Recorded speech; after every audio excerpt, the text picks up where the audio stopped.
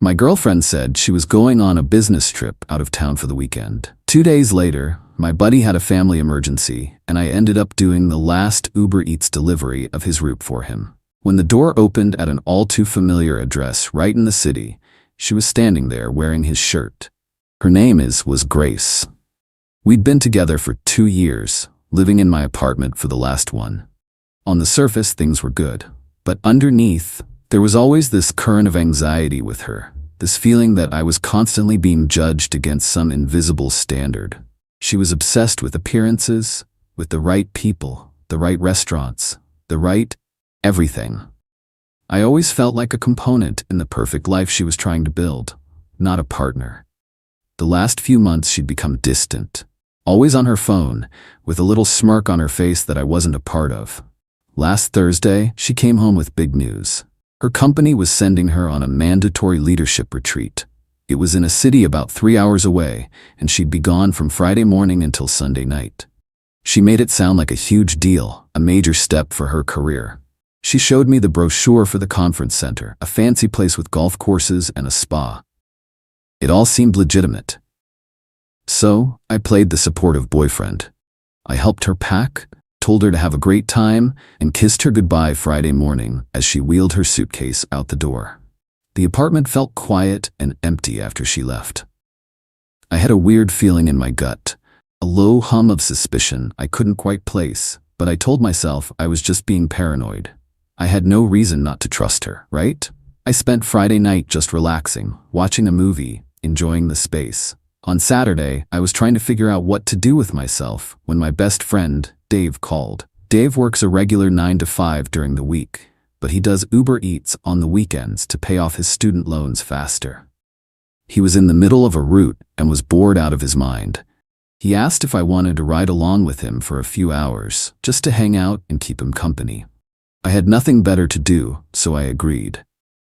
It beat sitting around my quiet apartment, thinking about Grace's business trip. We spent the next few hours driving around, listening to music, and talking trash like we always do. It was a perfectly normal, uneventful Saturday afternoon. We were on our last delivery of a dinner rush when Dave's phone rang. It was his sister. His mom had slipped and fallen, and they were on their way to the emergency room. It wasn't life-threatening, but she was in a lot of pain and he needed to get there right away. He was instantly panicked. He pulled the car over, his face pale. "Man, I have to go," he said, shaking a little. "But I've got this last order. The customer has been waiting for it. I can't just cancel it." He looked at me, his eyes pleading. "Could you do me a huge favor and drop this off? The address is only like 10 minutes from here. I'll owe you big time." "Of course, man," I said immediately. "Don't even worry about it. Go be with your mom." He thanked me, jumped out of the car, and took off down the street to grab a taxi. I slid into the driver's seat of his beat-up sedan, the smell of 100 different meals hanging in the air. I grabbed his phone. He has 2 phones, one for Uber Eats alone, looked at the Uber Eats app, and put the address into my GPS. The name on the order was just Alex. The address was for a new high-rise condo building downtown, one of those flashy glass towers that had just been finished a few months ago. I recognized the street. It wasn't far from where I worked. I figured it would be a quick and easy drop-off. I found the building, parked illegally for a minute, and grabbed the sealed paper bag from the passenger seat. The concierge in the lobby pointed me to the elevators, and I rode up to the 27th floor. I found the apartment and rang the doorbell. I could hear music playing inside. I stood there for a moment, shifting the bag in my hand, ready to do the whole polite handoff and get back to Dave's car. The door swung open, and my world tilted on its axis. It was Grace, my Grace, the girlfriend who was supposed to be 3 hours away at a leadership retreat. She was wearing a man's oversized, wrinkled, blue button-down shirt. It was unbuttoned just enough to show she had nothing on underneath. Her hair was a mess, the kind of mess that happens when you've been in bed all day. For a split second, she didn't recognize me. She just saw a delivery guy. Then her eyes focused and the color drained from her face. Behind her, a guy walked into the doorway, shirtless, rubbing a towel on his wet hair. He was tall, athletic, with a smug look on his face. I'd seen him once or twice before in pictures she'd shown me. It was Alex. her friend from college, the one she'd always described as being like a brother to her. The one I'd met briefly at a party a year ago and instantly disliked. He'd barely acknowledged my existence. The three of us stood there, frozen in a triangle of shock and betrayal. But Grace's shock morphed into something else first. Something ugly. Her face twisted not with guilt, but with disgust. At me. "What the hell are you doing here?" she hissed. "Why are you doing Uber Eats delivery? I am so ashamed of you." And just like that, something inside me snapped. The hurt, the confusion, it all burned away in a flash of white-hot rage. I looked from her, in another man's shirt, to the bag in my hand, to the smug, half-naked guy standing behind her. Ashamed of me? I dropped the bag of food. It hit the marble floor of the hallway with a wet thud. "Ashamed of me?" I roared, letting my voice echo in the quiet hallway. "You're supposed to be at a business conference, you lying, cheating piece of trash." Alex, the brother, finally spoke up, stepping forward. Whoa, man, who are you?" he said, putting a protective hand on Grace's arm. I laughed, a harsh, humorless sound. "I'm her boyfriend, the guy she lives with in the apartment you've probably heard all about." "Who the hell are you?" Alex's smug expression dissolved into confusion. He looked down at Grace, his grip on her arm tightening. "Boyfriend? What is he talking about? You told me you broke up with your ex months ago. You said he was a psycho who wouldn't leave you alone." He looked back at me, a flicker of recognition in his eyes. "Wait, you're Jake? She told me you were stalking her." The world stopped spinning and came into sharp, brutal focus. The lies were deeper than I could have imagined. I wasn't just the clueless boyfriend. I was the crazy, stalker ex in the story she was telling him. I took a step closer to them. "So I'm the crazy ex now?" I said, keeping my voice low so they knew I meant business. "Is that what you were thinking when you used my credit card to book your flight to this conference? Is that what you were thinking when you told me you loved me before you left?" Grace started to stammer, her eyes darting between us. It's not what it looks like." "Oh, it looks exactly like what it is," Alex shouted, turning on her. He was betrayed too, and his anger was just as raw as mine. "You've been playing me this whole time, using my apartment, telling me you're single, letting me think we were starting something real, all while you had a live-in boyfriend? What is wrong with you?"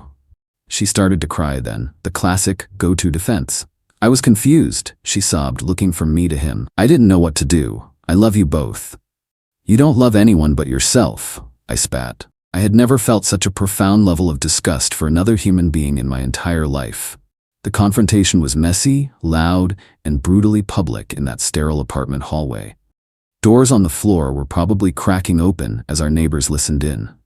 I didn't care. Finally, her tears dried up, replaced by a desperate panic. She looked at both of us, her face streaked with mascara. "Where am I supposed to go now?" she whimpered, the ultimate question of a person who has run out of options and expects someone else to provide a new one. I looked at her, standing there in another man's shirt, the embodiment of her own deceit. "I don't care," I said flatly. "But you have until noon tomorrow to get every last one of your things out of my apartment. If it's not gone by then, it's going to the curb." She turned her hopeful, tear-filled eyes to Alex. He just shook his head in disgust. "You are definitely not staying here," he said. "I want you out of my apartment, now." He reached behind him, grabbed her purse from a table, and tossed it into the hallway. Then he looked at me, then back at her, and slammed the door, leaving her alone in the hallway with her lies.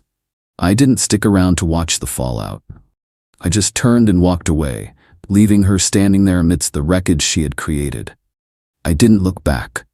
The rage was still there, but it was being replaced by a chilling sense of purpose. This wasn't just a breakup, this was an eviction.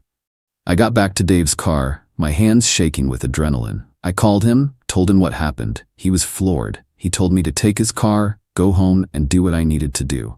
The first thing I did when I got back to my apartment was change the locks.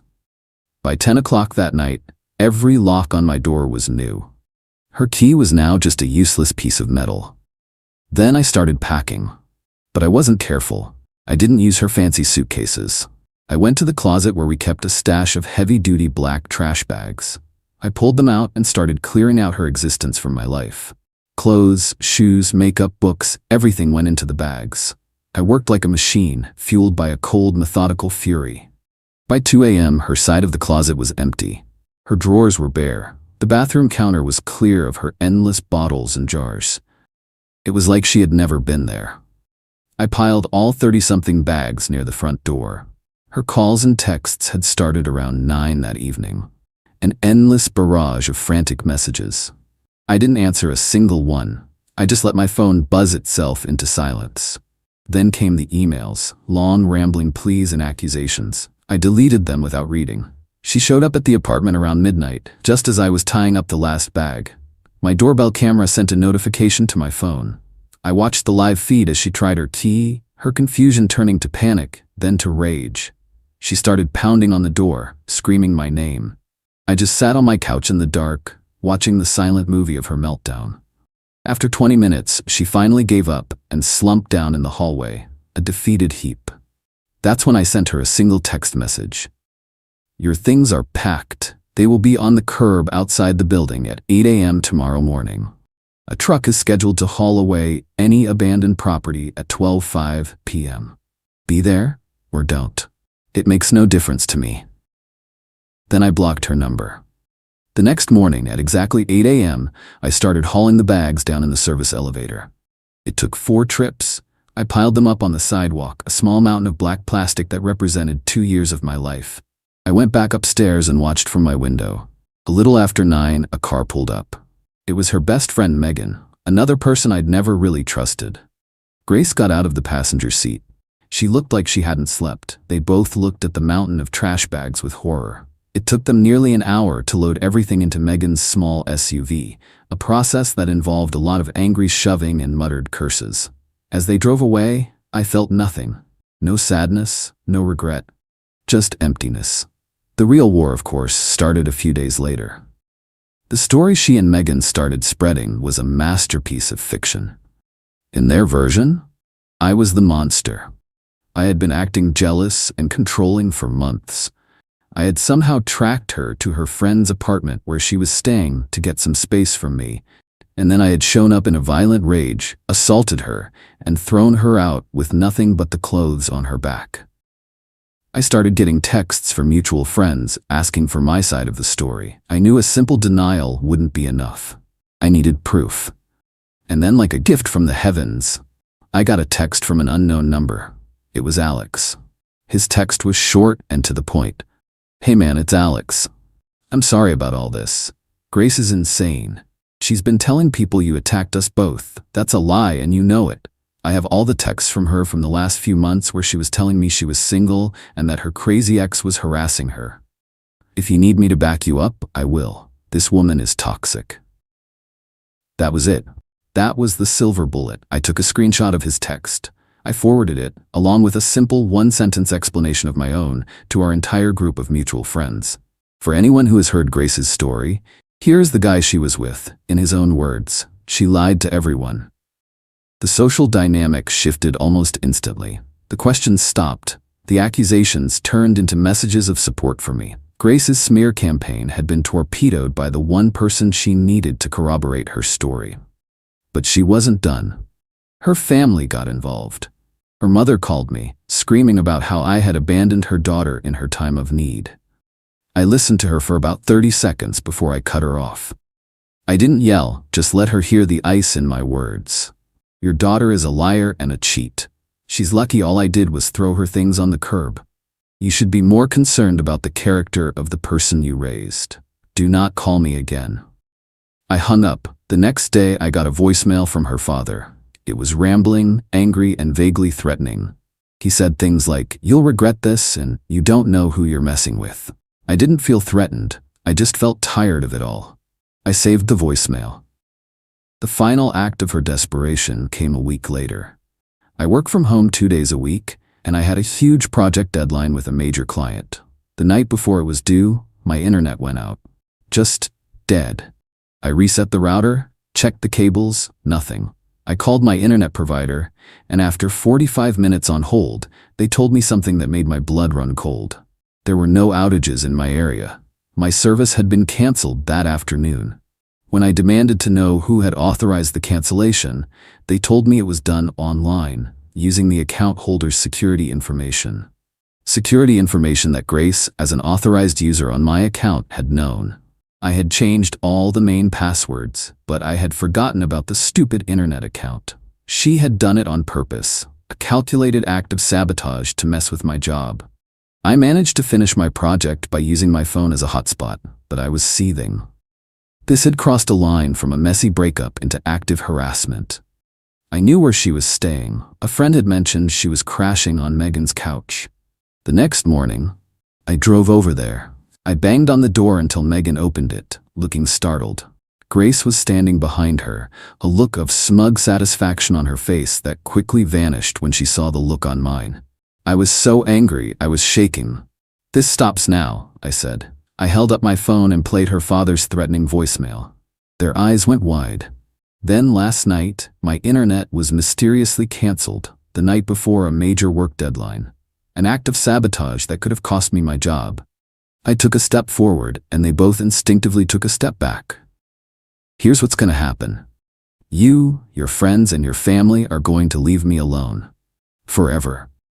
If I get one more phone call, one more text, or if so much as my Netflix account gets mysteriously logged out, I am taking this voicemail, along with the phone records of your harassment and a sworn statement about the internet sabotage, and I am going to the police to file for a restraining order. Do you understand me? They were both pale, silent. The reality of legal consequences was something they hadn't considered. Grace tried one last time, her voice cracking, the tears starting to form. "But Jake, I made a mistake. What about us?" I just looked at her, the woman I had once loved, and felt nothing but pity and disgust. "There is no us," I said. "You torched that idea when you packed your bags for a fake business trip." I turned around and walked away without another word. I got in my car and drove home. I blocked her number, Megan's number, and the numbers of her parents. I sat in my quiet, clean apartment, the silence a welcome relief. I poured myself a drink and deleted every picture I had of her. It was finally over.